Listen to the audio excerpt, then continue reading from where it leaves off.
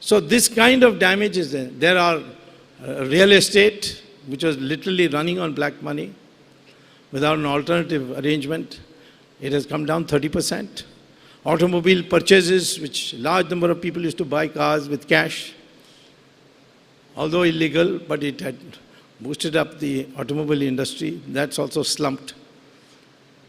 So it has had a huge damaging effect in the economy. But I repeat again, it is rectifiable. And India has seen many crises and come out of it much stronger. Because of the Soviet economic model, we had a terrible neglect of agriculture. And so in 1965, we were on the verge of famine.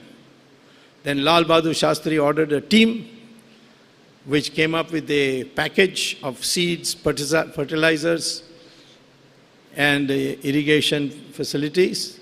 And 10% of the population of the farmers benefited, and we had green revolution and never having again to have to import food grains from abroad. So that crisis produced it. There was a foreign exchange crisis created by the previous governments. When Chandrasekhar became Prime Minister, I became Minister. And we were about to default. But because of that, this economic reform idea came, which Narasimha Rao then continued. And today we are a much, much stronger economy because of crisis. I think Indians respond very well to crises. So we should have every 10 years one crisis so that we benefit. So this is nothing very bad for us that we can't recover. There are many changes that are necessary because this approach, those who are responsible for not having the contingency plan, they should be punished. They should be made an example of. Who they are, that's the Prime Minister to decide. But I think the idea was necessary, the time was about right, but we didn't do it. But let me say, this is a small measure to fight black money. Why is black money bad? Because number one, you get substandard goods or adulterated goods because of black money. The itch to make black money makes you do that. There's a road to be built, the tender comes out, you make a deal with the minister and he gives you money, and then you put substandard material on the road instead of what the tender had specified, no one to check, and after one rainfall, the road has to be redone again, another new tender, another new commission. This is the cycle that has been going on. We can build lovely roads in our country. We have built magnificent roads in Malaysia, we have magnificent roads in Nigeria, we have built magnificent roads in Iraq, but we can't build roads in India because of corruption. Second, what do I do with my black money? I can buy land, land prices shoot up, go beyond the means of the middle class, and of course poorer classes. I build a mansion with marble, air conditioner in every room, including bathroom. This outrageous, ostentatious living is financed because you don't know what else to do with your money. You have weddings which are a stinker, like you had recently in Karnataka. Karnataka specializes in gaudy weddings. There is something that needs to be investigated why. But this is a total waste of money. But look at the impact. Because you build this grand house for marble, and with marble, with air conditioners, with faucets of all kinds, the demand for air conditioner, for example, goes up. If the demand for air conditioner goes up, then the profits from that industry, air conditioning industry, also goes up. And therefore, anyone who's an investor, he says, why should I be making common man's goods? Let me invest in luxury goods. Let me build 5-star hotels. This is the way to earn money. So today 70% of our investment is going directly and indirectly. Indirectly means that I produce steel, but steel is used for luxury house building. So directly, indirectly, 70% of our investment is going into luxury goods production in a country which has 30% people living below the poverty line.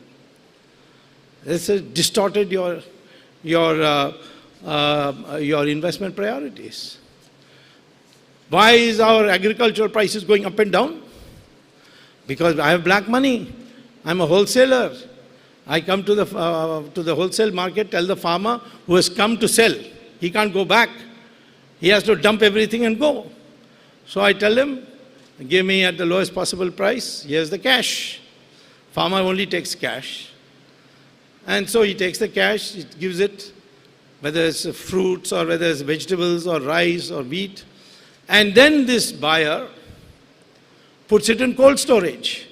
An artificial shortage is created, prices shoot up, then you sell. Tomatoes, all these, this is why the prices go up and down. And today we have given permission which no other country has given in the world, again due to the previous finance minister, that industrial corporations can do forward trading in agriculture. And they come with all the black money, dump it, and then the prices go up. So all this money, then what do you do with that money? Well, you keep it in boxes in your country, in your own house, or in safe houses, or you send it out. So you send it out how? Hawala people. Where do the Hawala people take the money? They don't take any money. You give them a container of rupees, they leave it here. But they will travel to Dubai. There they will phone up their agent in Switzerland and saying, I have got X crores of rupees with me now at the exchange rate of 70 rupees to a dollar. Please deposit in this Swiss bank account or Cayman Island account or Virgin Island account in this numbered account. So he gives the name of the number of the account. And it's all done by internet. So they deposit in the account dollars. And then when somebody from that foreign country wants to come to India and doesn't want exchange rate of 68 but wants an exchange rate of 70, the same Hawala chap says, okay, I've got a container, I'll give it out of that. And you pay me 70 rupees per dollar. So this is the way it is being done. Now, you can't do a transaction of this kind in Dubai unless you inform Dawood Ibrahim and unless you inform the ISI of Pakistan. That means Pakistan knows who is depositing how much money in which bank account, because the Hawala man to survive has to tell that to the Pakistanis in Dubai. Look at the control they get over our society.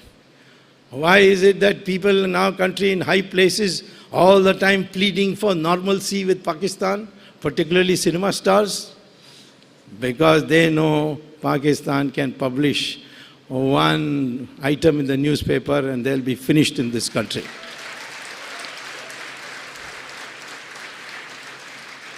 Now, if you put money in Switzerland banks, they don't give you interest. They may charge you 2% service charge. So you have to pay them to keep the money. And then what does Switzerland do? Take that money of your bank and go and deposit it and invest it in the bond market in America and get 4%. So 2% from you, 4% from a 100% safe bond market in America. Switzerland earns 6% on your money with no work done at all. That's why Switzerland people are very happy nowadays, particularly the Indians. Moreover, some politicians said, what is this Swiss banks charging us 2%? We should be able to earn something with our black money deposited in foreign countries. So again, the previous government came up with a new scheme called participatory note. I ask all kinds of finance students, have you heard of participatory note? Most of them say, no, never heard of it. 99% people of India have not heard of it. If you go anywhere else in the world, they have never heard of it because it doesn't exist in their country. Only country in the world participatory note exists is India. And what is this participatory note? I have a bank account in Switzerland. I withdraw $1 million in cash, put it in a suitcase, take it to Morgan Stanley, US Fidelity Investment, or Goldman Sachs, in any office in Europe. Show my Indian passport.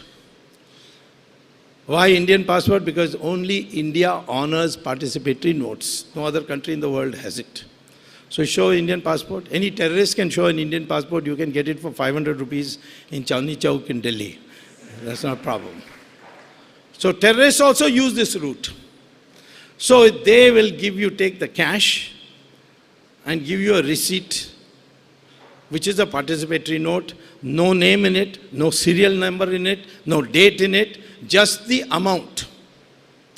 And with that you come to that piece of paper, you come to India, make a photostat copy and give it to Reserve Bank. They will give you a chit, because in India participatory note is legal. And that chit says that received such and such a participatory note of this thing. Then you go with this to a stockbroker and say, I want to buy stocks. No questions asked. If you go, then they will ask, SEBI will send you a questionnaire. Where did you get this money? Which bank account? Where do you take it out? But by an amendment passed by the previous government, this will never be asked of participatory notes. So the participatory note is used to buy stocks. The stocks go up because your demand for that stock has gone up. And at a peak you sell it, and he'll give you rupees. You take those rupees and pay 30% capital gains tax, and the Reserve Bank will give you dollars. Now it is white dollars, not black dollars, and you go back. This has been going on. The largest contribution to our foreign investment today is participatory note. And the second largest is investment by Mauritius. America is 5th in the rank today. Ask the Reserve Bank for foreign investment data. Find America is 5th. First is participatory note, second is Mauritius. Why Mauritius? Because again the previous government thought up a new brilliant idea. And the new brilliant idea was this, that why should we pay 30% capital gains tax? So if Mauritius Mauritius companies invest in India, in the stock market, then poor Mauritius, they're all overseas Indians, they were originally Bihari laborers whom the British took. So no capital gains tax on Mauritius companies. So what you do is you come after getting the participatory note, put $1 in Mauritius, they'll register a company for you. And on that basis of that company, you invest and you make your profit and don't pay any capital gains tax because you have invested through the Mauritius company. That is why when the 2G, I was prosecuting it in the Supreme Court, I found all the beneficiaries, all of them, all those who got the licenses, have address in Mauritius. Then I said, my God, why? Then I found they were on the same street, their offices on the same street. They were in the same building, they were on the same floor. In fact, they had the same room number, all of them. So I had somebody visit that room number, and he says there's a lock and key and there's no furniture inside. So it is a sham, the use of Mauritius. And this is how our foreign, people cry about foreign investment. Our foreign investment has risen. Please see the breakdown. Is it more participatory notes? Is it more Mauritius? And now Singapore is also joining that. So this is how the Indian economy has been distorted. The black money has taken over your economy. and we have to fight it. Now, how do you fight it? Well, one quick way to start is to arrest all the Hawala agents, because we know who they are. But many of them have good relatives who are in high places in India. And many of them belong to the minority community, so they'll say this is communal government, they are deliberately attacking minority. So hesitation. I would not hesitate, but they hesitate. My colleagues hesitate. That's one thing that should be done. Abolish participatory note. Say the stock market will collapse. I said, let it collapse. The Indian village is not going to collapse. Indian middle class is not going to collapse.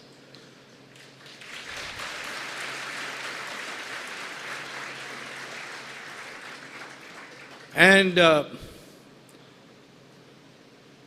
third thing is, you have to create an incentive not to cheat. Today the incentive is to cheat. You're a fool if you don't cheat. You're a fool if you're an honest person. So, how to do it? I don't have a blackboard, but I used to teach give 2 lectures at Harvard on how to fight corruption. Those of you who have studied mathematical statistics know there is a concept called expected value. And that expected value, if you calculate, supposing I cheat, supposing I accept a bribe, there's a probability I will be caught, and there's a probability I will not be caught. And the two add up to 1. If P is the probability of being caught, 1 minus P is the probability of not being caught. And if I'm caught, I lose everything. You can put a valuation on that, because I'll be sent to jail, my property would be attached, etc., etc. But if I'm not caught, then I get the bribe. So you calculate what is the net gain of taking a bribe, depending on the probability of it.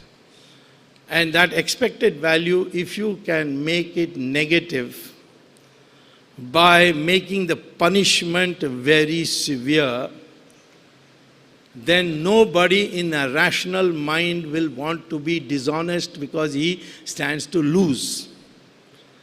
So you introduce this rationality principle, that it is not worth being corrupt. Today it is worth being corrupt. You create a situation where, a system where it's not worth being corrupt. People ask me why all the time you are chasing Sonia Gandhi, you are chasing X, Y, Z, putting them all in jail. Because if you catch, and some of you are clapping, there are some people who are also crying when I'm doing that.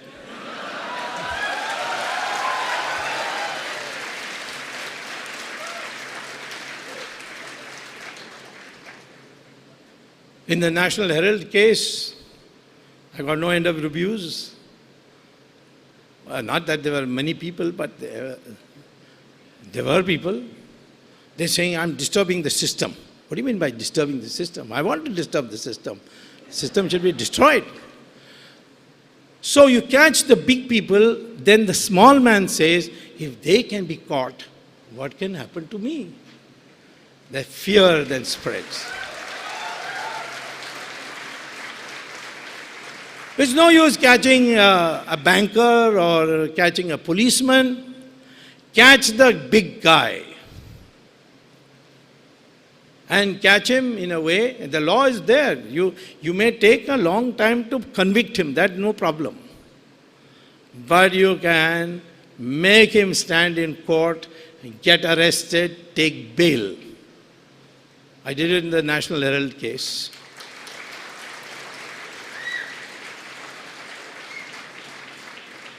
I did it in 2G, I did it with Jayalalitha also. A lot of people give me abuses for that. Of course, it was painful because Jayalalitha was my friend. Now she's gone, so the next people I'm not bothered. I'll be quite brutal in sending them to jail.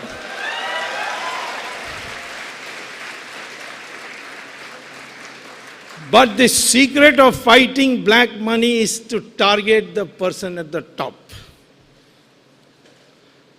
Then the feeling of fright comes all down the line. 2G spectrum, I did it because of that. All the top people are there. On 3rd of February, I have a private complaint in the CBI Sessions Court in Delhi. This private complaint asked for Tata to be sent to jail. Now people are shocked. I mean, such a great name. But so what? All the more reason. I had a student at IIT Delhi called Rajat Gupta, a brilliant student.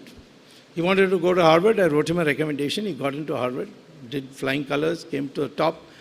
Ultimately ended up as head of the McKinsey and head of the Goldman Sachs. And one day I found he was in jail in insider trading. So then I waited for the judgment. Manmohan Singh, President Bush, all over the world people wrote, this man, such a good man, he has done so much charitable work, this, that, etc. The judge writes a judgment. I have received letters from the following, saying I should be humane, I should be gentle with Mr. Raj Gupta, because he has done such exemplary work, such an exemplary personality.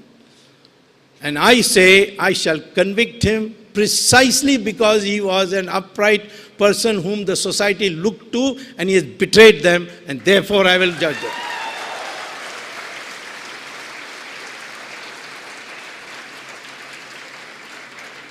That is the resolve you have to have. And I can tell you, if you are determined and the word gets around, you can't be messed around with, you're not going to change, you're not going to melt, this whole country will become honest overnight. It is because they think nobody will get caught. 90% of the tweets I get from friends of crooks is, nothing will happen, this will go on forever, this is a drama Swamy is doing, all that.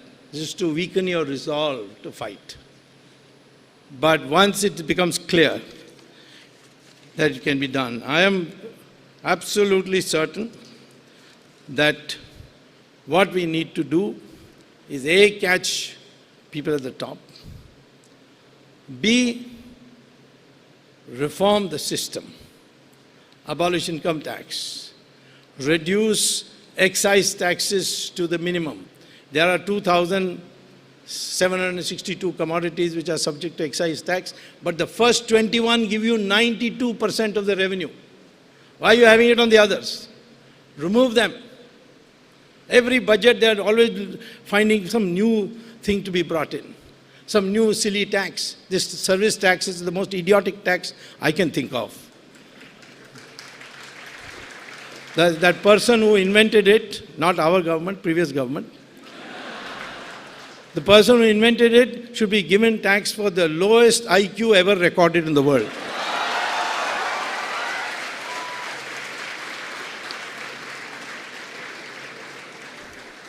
You see, the economy is a general equilibrium system. Economics is not common sense. It's in fact a very complicated logic for which you need a mind which understands the totality of the universe. In 1925, the US president called all the economists and said, I'm very upset that there's so much unemployment and something has to be done. Tell me what the measures I should take.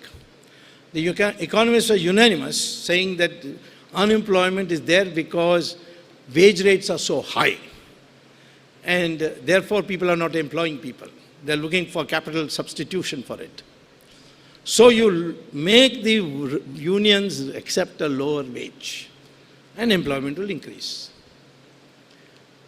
And the president was able to persuade the labor unions and the wage rates were lowered. And what did he find? That more unemployment took place. So he called the economists. They were flummoxed. They couldn't understand. The reason was when you lower the wage rate, the purchasing power also lowers. Therefore, the demand for goods also goes down. Therefore, the industries start closing down because of lack of demand.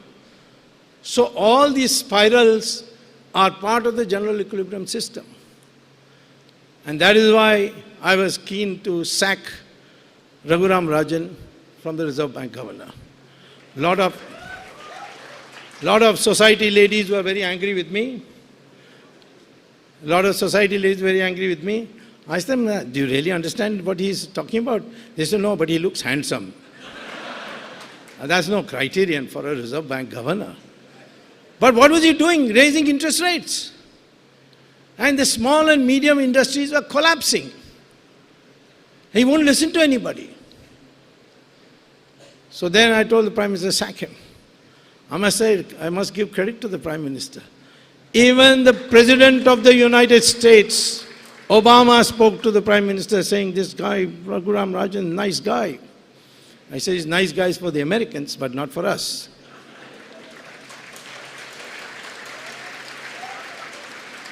And the argument given to me is the only way to bring down inflation is to raise the interest rate.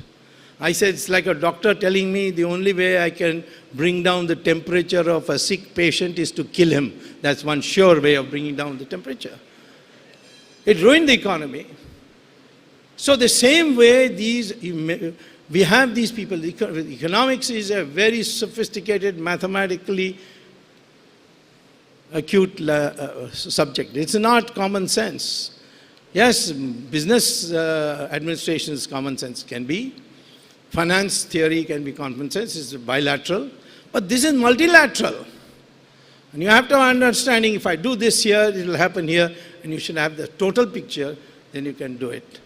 And if you therefore take demonetization, we may not need it again, it's useless, but you take other measures. You see that big people are caught. You want money from abroad, there are many ways of doing it. We have got $1 trillion. That's more than 100. It's about 120 lakh crores. What's your income tax revenue? 3 lakh crores. That means 40 times the income tax revenue is abroad in foreign banks. We should concentrate on that first. Abolish income tax, incentive to make black money goes. Remove revenue stamp requirement for real estate transactions, another 20% will go. Like that, reduce the number of excise tax commodities from 2,762 to just 21. 40% of your black money is gone. Black money can be got rid of, must be got rid of, otherwise you'll get substandard products, otherwise your national security will be compromised by Hawala people. People compromised by that, and therefore it needs priority. And just because we have failed this time, it doesn't mean we don't get up and do other things in a better way and win the battle against black money.